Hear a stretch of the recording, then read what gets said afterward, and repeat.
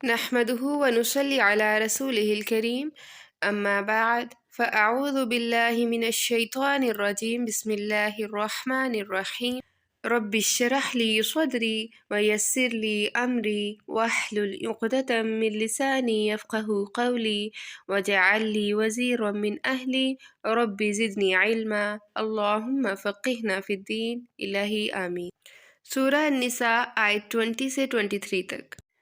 پچھلے لیسن میں ہم نے زنا کے بارے میں پڑھا تھا اور یہ بھی پڑھا تھا کہ اگر کسی میاں بیوی کی آپس میں نہیں بنتی تو اللہ تعالیٰ نے فرمایا تھا کہ اگر تم ناپسند کرتے ہو کسی چیز کو تو ہو سکتا ہے کہ اللہ تعالیٰ اس کے اندر سے ہی تمہارے لیے بہت زیادہ بھلائی رکھ دے۔ آج کے لیسن میں وَإِنْ أَرَدْتُمْ اگلی آیت میں اللہ تعالیٰ فرما رہے کہ اگر تم ارادہ کر لو اس عورت کو، اس بیوی کو دوسری بیوی سے بدلنے کا، اور دیا ہو تم نے ان میں سے کسی ایک کو یعنی کہ پہلی بیوی کو ڈھیروں مال قنطارن، تو پھر تم اس کو واپس نہیں لے سکتے۔ قنطار کہتے ہیں سور کو، ایک سور، سور مین بیل، یعنی ایک بیل کی کھال کے اندر جتنا سونا بھر دیا جائے تو اس کھال بھر سونا جتنا مال بھی اگر دیا ہو، ڈھیروں مال دیا ہو مراد ہے منوں کے حساب سے، تو وہ واپس نہیں لے سکتے۔ اتأخذونہ بہتانا، کیا تم لوگ اسے بہتان لگا کر، وہ اسم مبینہ، یا پھر وہ آئے کھلے گناہ کے ساتھ، یعنی کہ ایک ہی صورت تھی نا عورت سے اس کا جو تحائف آپ نے دی میں وہ واپس لینے کی، اور وہ کیا تھی کہ اگر وہ کسی گناہ کے ساتھ آتی ہے، کھلی برائی کے ساتھ آتی ہے، تو پھر مرد کو یہ رائٹ ہے کہ وہ چیزیں واپس لے سکتا ہے، اپنے دیے گئے تحفے واپس لے سکتا ہے۔ تو اللہ تعالیٰ کہہ رہے ہیں کہ کیا وہ تم اس صورت کو استعمال کرو گے، اور اگر اس نے ایسا نہیں کیا تو پھر کیا الزام تراشی کرو گے؟ وَكَيْفَ تَأْخُذُونَهُ، اور کس طرح تم لے سکتے ہو اسے، حالانکہ تحقیق پہنچ چکا بَعْضُكُمْ إِلَىٰ بَعْضٍ، تمہارا بعض طرف بعض کے۔ افتا کہتے ہیں مرد کا اپنی بیوی کے ساتھ تنہائی میں ملنا، جب وہ تنہائی میں مل لیں نکاح کے بعد، تو خواہ رخصتی نہ بھی ہوئی ہو اور خواہ ان میں جسمانی تعلق نہ بھی ہوا ہو، تو تب پورا حق مہر واجب ہو جاتا ہے۔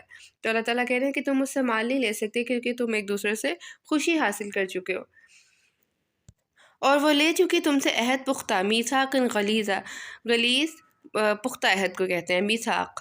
میثاق کیا ہے؟ قرآن پاک میں 3 مرتبہ میثاق کا لفظ آیا ہے۔ ایک جگہ اہل الست کے لیے جو اللہ تعالیٰ سے تمام نوع انسانی نے عہد کیا تھا کہ ہم صرف اللہ تعالیٰ ہی کی عبادت کریں گے۔ دوسرا، اللہ تعالیٰ نے بنی اسرائیل سے کوہ طور کے سائے میں، یعنی کوہ طور کو اللہ تعالیٰ نے اوپر اٹھا لیا تھا اور پھر ان سے عہد لیا تھا، اس کو بھی میثاق کہا۔ اور تیسرا، یہاں پر نکاح کے عہد کو میثاق کہا جا رہا ہے۔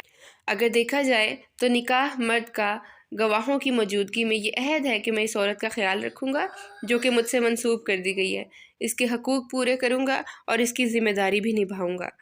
بنیادی طور پر مرد کی ذمہ داری ہوتی ہے کہ وہ عورت کو خوراک، لباس، رہائش، تعلیم، ہر چیز پرووائڈ کرے، اور ایون اگر وہ کوئی ڈگری وغیرہ لے رہی ہے تو اس کا بھی خرچہ اٹھائے۔ اور تمام معاہدوں میں یہ جو 3 جگہ میثاق کا لفظ آیا، میثاق کہتے ہیں پختہ عہد کو، معاہدے کو، ان میں سب سے امپورٹنٹ جو ہے وہ نکاح کا عہد ہے جس کے لیے گواہ لانا لازم ہے۔ باقی اگر ہم دیکھیں، ہم نے پیچھے تداینتم کی بات کی کہ اگر تم باہم لین دین کرو تو گواہ مقرر کر لو، لیکن اگر گواہ نہ بھی ہو تو بھی لین دین ہو جاتا ہے، قرض دیا جا سکتا ہے۔ وصیت کے حکم میں پڑا کہ وہ گواہ کی موجودگی میں ہو یا لکھ کر ہو، لیکن نکاح ایک ایسا عہد ہے کہ اگر اس میں گواہ نہ ہو تو نکاح ہوتا ہی نہیں ہے، اٹس مینڈیٹری۔ پھر فرمایا اور نہ تم نکاح کرو ما نکح آباؤکم، جن سے نکاح کر چکے ہیں باپ تمہارے۔ آبا کا لفظ آباء و اجداد کے لیے آتا ہے، یعنی باپ دادا۔ اس میں صرف باپ نہیں آئے گا بلکہ نانا اور دادا اور پھر فردر جو آپ کے فادر کی جگہ آتے ہیں نا، جس سے چچا بھی ہیں، تو ان کی بیویوں سے نکاح نہیں ہو سکتا۔ من النساء، عورتوں میں سے، مگر جو پہلے ہو چکا، کیونکہ عرب میں پہلے یہ رواج تھا کہ کسی شوہر کی ڈیتھ پر عورت کے وارث بن جاتے تھے، جیسے حدیث میں پتہ چلتا ہے کہ حسن بن ابی قیس نے اپنی باپ کی بیوی سے شادی کی، اور منصور بن معلزم نے بھی اپنے باپ کی بیوی سے شادی کی تھی۔ تو اللہ تعالیٰ کہہ رہے ہیں جو پہلے ہو چکا سو ہو چکا، اب اس پر نہ دیکھو، آگے کی فکر کرو۔ اِنَّهُ كَانَ فَاحِشَةً وَمَقْتًا، اور ایسا نکاح جو ہے وہ زنا سے بھی بدتر ہے، بے شک وہ ہے بے حیائی کا کام اور قابل نفرت، بہت گندا۔ مقتا کہتے ہیں ایسا کام جو دشمنی کا سبب بنے، جو قابل نفرت ہو اور گندا ہو۔ وساء سبیلا، اور بہت برا راستہ ہے۔ اب دیکھیں پیچھے عمل قوم لوط کے لیے اور زنا کے لیے فاحشہ کا لفظ آیا تھا، یہاں پر بھی اس نکاح کے لیے فاحشہ کا لفظ آیا اور ساتھ میں مقطع کا لفظ بھی آیا، یعنی کہ یہ اس سے بھی بدتر ہے۔ حرمت علیکم، آگے حرام رشتے بتا دیے گئے، کیا کیا رشتے اللہ تعالیٰ نے حرام کر دیے ہیں، یعنی کہ ان رشتوں میں نکاح نہیں ہو سکتا۔ مائیں تمہاری، بیٹیاں تمہاری، بہنیں تمہاری، پھوپھیاں تمہاری، خالائیں تمہاری، اور بیٹیاں بھائی کی اور بیٹیاں بہن کی۔ تو سب سے پہلے یہ نسب سے رشتے بتائے گئے ہیں، ماں، بہن، پھپھو، خواہ وہ سگی ہوں، ستھیلی ہوں، اخیافی ہوں یا لاتی ہوں۔ وَأُمَّهَاتُكُمُ اللَّاتِي، اور مائیں تمہاری وہ جنہوں نے دودھ پلایا ہو تمہیں۔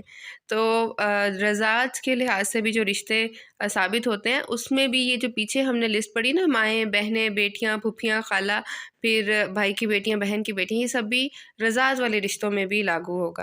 یعنی رضائی ماں سے بھی نکاح نہیں ہو سکتا، رضائی ماں کی بیٹیوں سے بھی نکاح نہیں ہو سکتا، رضائی ماں کی بہنوں سے بھی نکاح نہیں ہو سکتا، اس کی پھوپھیوں سے، خالہ سے، اس کے بھائی کی بیٹیوں سے، اس کی بہن کی بیٹیوں سے۔ تو بیسیکلی تین ہی طرح کے رشتے ہوتے ہیں، ایک نسب سے بننے والا، ایک رضاعت سے بننے والا، اور ایک مساہرت سے بننے والا، یعنی کہ سسرالی رشتے۔ اب ان کی بات کی جا رہی ہے۔ وَأُمَّهَاتُ نِسَائِكُمْ، اور مائیں تمہاری بیویوں کی، یعنی کہ ساس۔ وَرَبَائِبُكُمْ، اور بیٹیاں تمہاری بیویوں کی، یعنی کہ ساس سے بھی نکاح حرام ہے۔ ساس جو ہے وہ ابدی محرم ہوتی ہے، اور ماں تو بے شک صرف وہ ہے جس نے پیدا کیا ہے، لیکن ساس ماں کی جگہ ہوتی ہے۔ اسی طرح اپنی سگی ماں اور رضائی ماں، یہ تینوں ماں جو ہے ان سے نکاح نہیں ہو سکتا۔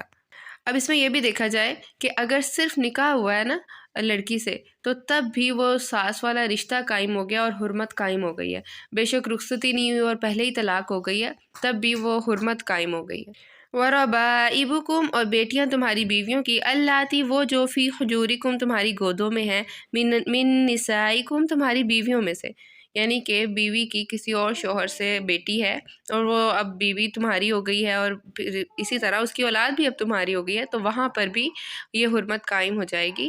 تو بیوی کی بیٹیوں سے بھی نکاح نہیں ہو سکتا، لیکن ایک کنڈیشن ہے، اللاتی دخلتم بہن، وہ جو دخول کیا تم نے ان سے، پھر اگر نہ تو ہو تم دخول کر چکے ان سے، تو پھر کوئی گناہ نہیں ہے تم پر، یعنی کہ اگر جسمانی تعلق قائم نہیں ہوا اور ویسے ہی طلاق دے دی، تو پھر اس عورت کی بیٹیوں سے نکاح کیا جا سکتا ہے۔ لیکن اگر رخصتی ہو گئی ہے تو پھر وہ بیٹیاں جو ہیں وہ حرام ہو جائیں گی، ان سے نکاح نہیں ہو سکتا۔ وَحَلَائِلُ أَبْنَائِكُمْ، اور بیویاں تمہارے بیٹوں کی، حلائلہ حلیلہ سے ہے، حلیلہ بیوی کو کہتے ہیں کیونکہ وہ حلال ہوتی ہے۔ تو بیوی کس کی؟ ابنائکم تمہارے بیٹوں کی، یعنی کہ بہو۔ بہو سے بھی شادی نہیں ہو سکتی، لیکن وہ بہو جو کس سگے بیٹے کی بیوی ہو، منہ بولے بیٹے کی بیوی آپ کی بہو نہیں کنسیڈر ہوتی۔ جیسا کہ ہمیں سنت علم سے ملتا ہے کہ نبی صلی اللہ علیہ وسلم نے حضرت زید رضی اللہ تعالیٰ عنہ جو ان کے منہ بولے بیٹے تھے، ان کی بیوی حضرت زینب رضی اللہ تعالیٰ عنہ سے نکاح کیا تھا، جبکہ ان کے بیٹے یعنی حضرت زید نے ان کو طلاق دے دی تھی۔ وہ جو تمہاری پشتوں سے ہیں، وَأَن تَجْمَعُوا، اور ایک اور بات ہے، وہ کیا کہ یہ کہ تم جمع کرو درمیان دو بہنوں کے، یعنی دو بہنوں سے اکٹھے بیک وقت نکاح نہیں ہو سکتا مگر جو پہلے ہو چکا، کیونکہ پہلے یہ رواج تھے، تو اللہ تعالیٰ کہہ رہے جو پہلے ہو چکا اب اس میں وقت ضائع نہ کرو، آگے کی فکر کرو۔ حدیث بتاتی ہے کہ بھانجی، پھوپھی، بھتیجی، جو پیچھے حرمت کے رشتے ہم نے پڑھے، ان سب سے بھی بیک وقت نکاح نہیں ہو سکتا، وہ بھی اکٹھے نکاح میں نہیں رہ سکتی۔ ان اللہ کان غفور الرحیمہ، بے شک اللہ تعالیٰ ہے بہت بخشنے والا، نہایت رحم کرنے والا۔ الحمدللہ ہمارا چوتھا پارہ کمپلیٹ ہوا۔ اللہ تعالیٰ سے دعا ہے کہ اللہ تعالیٰ ہمیں سمجھنے اور عمل کرنے کی توفیق عطا فرمائے۔ ربنا لا تزغ قلوبنا بعد إذ هديتنا وهب لنا من لدنك رحمة إنك أنت الوهاب وآخر دعوانا عن الحمد لله رب العالمين۔ الہی آمین۔